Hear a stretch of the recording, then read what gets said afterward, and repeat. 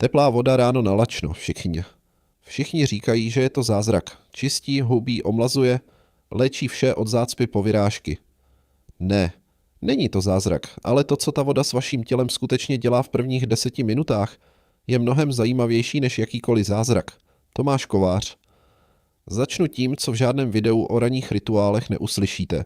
Ve vašem tlustém střevě existuje reflex. Nazývá se gastrokolický reflex. Když se ráno váš žaludek rozepne od prvního doušku, do tračníku dorazí elektrický signál. Během 10 až 30 minut tlusté střevo strojnásobí svou aktivitu ve srovnání se spánkem. To není magie, to je neurofyziologie. A ráno je tento reflex nejsilnější za celý den. Teplá voda ho nastartuje efektivněji než studená, protože hladké svalstvo střeva reaguje na teplo uvolněním a na chlad obranným vztahem. Existuje jeden okamžik v průběhu dne, kdy je vaše krev nejhustší a není to doba fyzického výkonu. A teplá voda dělá se sliznicí vašeho žaludku něco, co vám žádná káva ani žádný čaj neudělá. K tomu se dostaneme, ale nejprve musíte pochopit, co se s vaším tělem děje během 8 hodin spánku. Bez toho nic z toho, co řeknu dál, nebude dávat smysl. Když usnete, vaše tělo nepřestane pracovat. Dýcháte a s každým výdechem ztrácíte vlhkost. Potíte se, i když to necítíte, i v zimě, i pod tenkou přikrývkou. Za 8 hodin spánku váš organismus ztratí 300 až 700 ml vody. Skoro celou lahev. Lahev, kterou vám nikdo nedoplnil. A teď poslouchejte pozorně, protože to je klíč k pochopení toho, co se ráno děje. Když ztrácíte vodu, vaše krev houstne. Není to metafora, je to fyzika tekutin. Méně vody v plazmě znamená vyšší viskozitu. Krev plyne pomaleji. Srdce musí pracovat tvrději, aby ji přečerpalo. Kapiláry, ty nejtenčí, které zásobují váš mozek, ledviny a sítnici, dostávají méně kyslíku. Každá buňka, která by měla v 6 hodin ráno dostat dávku glukózy a kyslíku, ji dostane se zpožděním. A některé ji nedostanou vůbec. Proto právě ráno mezi 6. a 10. hodinou dochází k největšímu počtu srdečních infarktů a mozkových příhod za celý den. Ne proto, že ráno je nebezpečné, ale proto, že vaše krev je nejhustší. Tlak skáče a nadledviny pumpují kortizol, hormon stresu, aby vás probudili. Zároveň sympatický nervový systém, ten samý, který odpovídá za reakci bojuj nebo uteč, přechází na nejvyšší obrátky. Tep roste, cévy se zužují, spotřeba kyslíku srdce náhle stoupá. To vše se děje současně, v průběhu několika minut po probuzení. A právě v tomto okamžiku většina lidí sáhne po kávě, místo po vodě. Káva je diuretikum, urychluje ztrátu tekutin. Představte si to.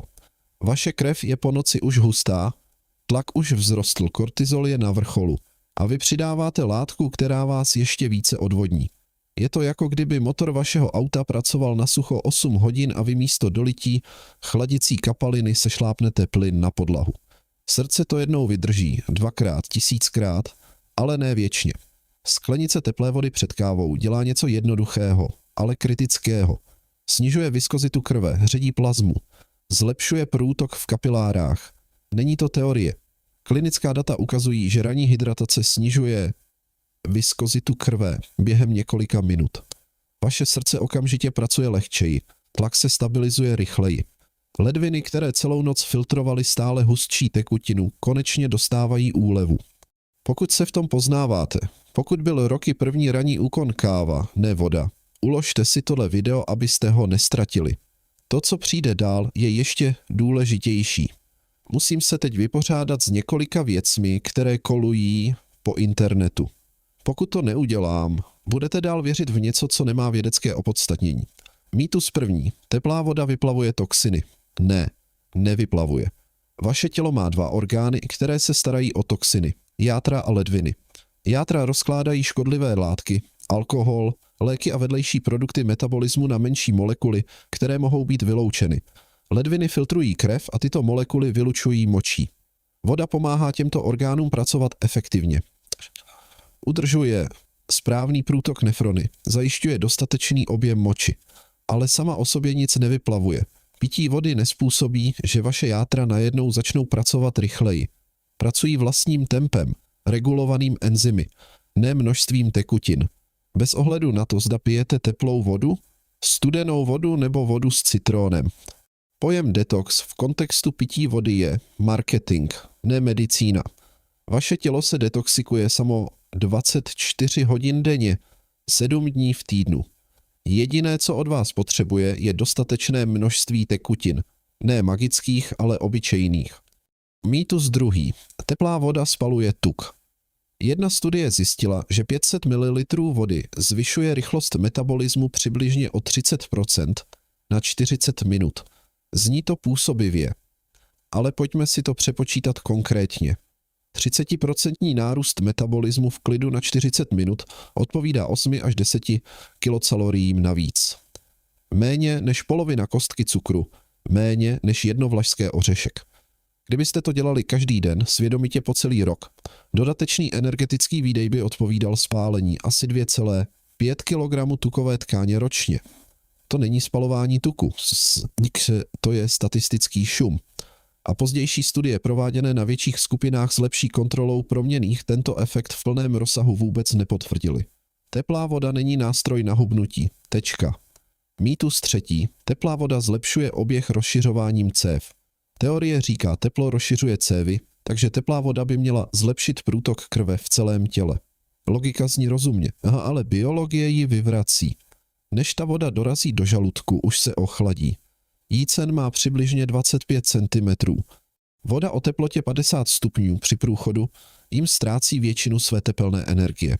Tepelný efekt na cévy je minimální až neexistující. To není horká koupel, která obklopuje vaše tělo zvenčí. Je to 200 ml tekutiny, která se ochladí, než vůbec dorazí na místo určení. Pokud znáte někoho, kdo každé ráno pije teplou vodu na detox a věří, že ho to čistí, pošlete mu toto video.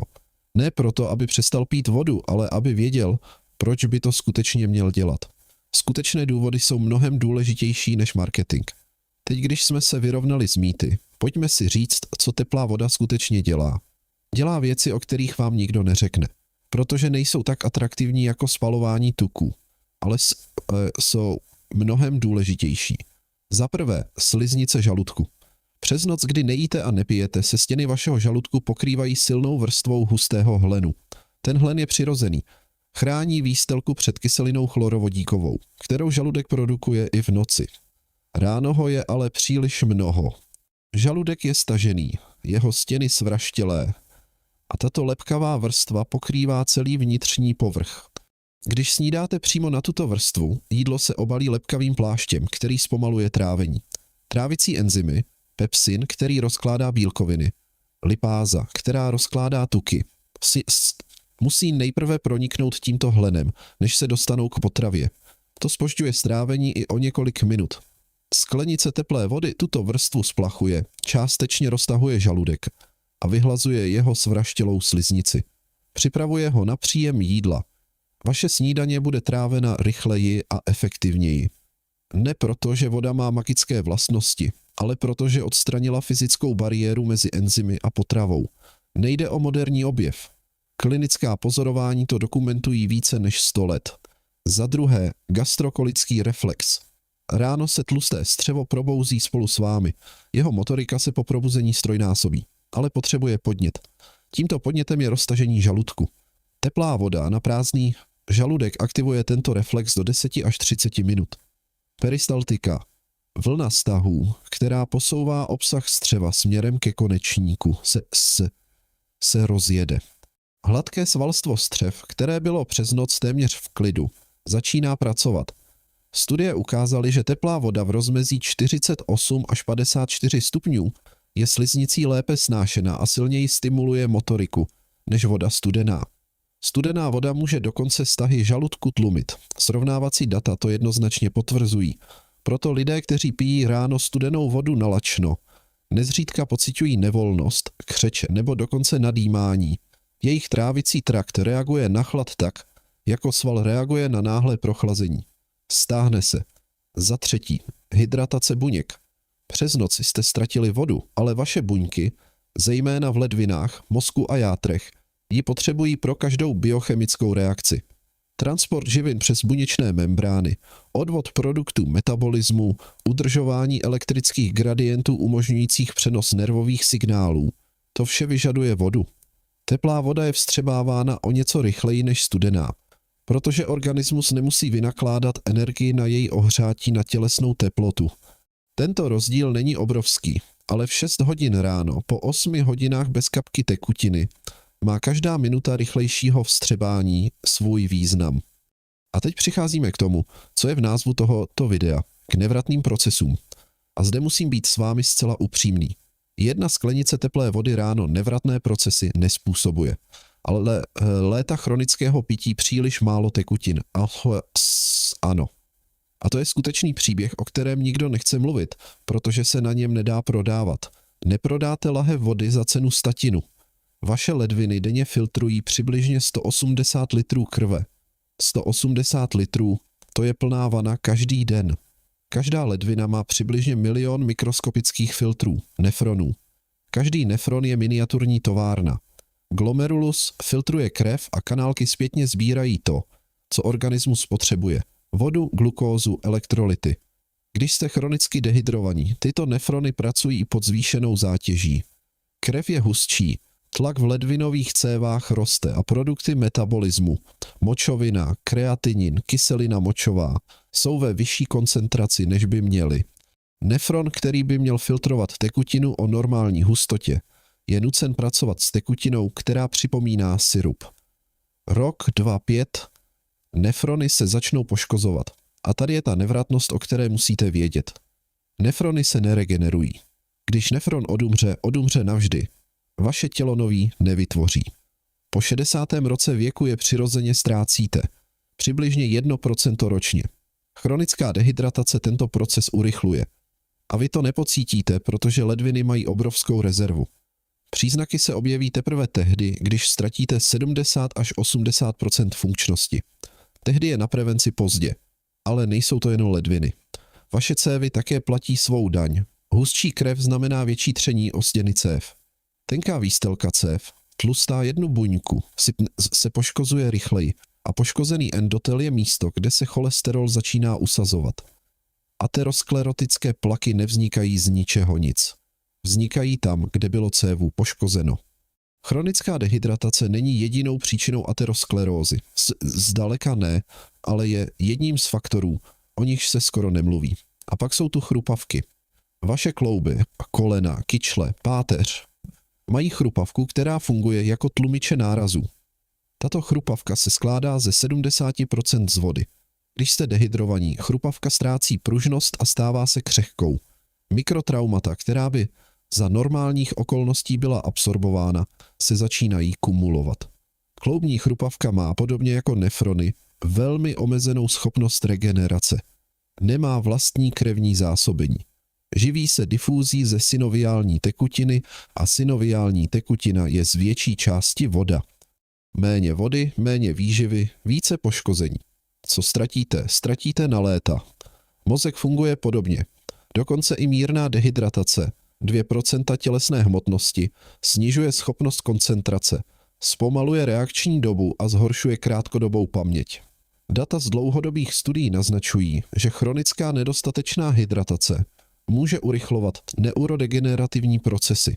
Věda je ale zatím v závěrech opatrná. Dost opatrná na to, aby nestanovala definitivní teze, ale ne natolik, aby ignorovala signály. Takže co dělat konkrétně? Žádná filozofie, žádné naslouchejte svému tělu. Žádné obecné fráze. Ráno dříve, než uděláte cokoliv jiného. Sklenice vody. 200 až 300 ml. Teplé, ne horké.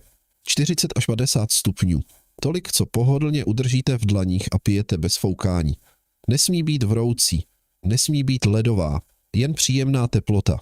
Pokud nemáte kuchyňský teploměr, převařte vodu a přidejte přibližně 1/3 objemu studené vody z kohoutku. To bude zhruba správný rozsah. Pijte pomalu, ne najednou. Váš žaludek se právě probouzí, nezalijte ho. Malé doušky po dobu 2 až 3 minut. To stačí k tomu, aby se stěny žaludku roztáhly natolik, aby se spustil gastrokolický reflex. Ale ne natolik, aby to způsobilo diskomfort nebo nevolnost.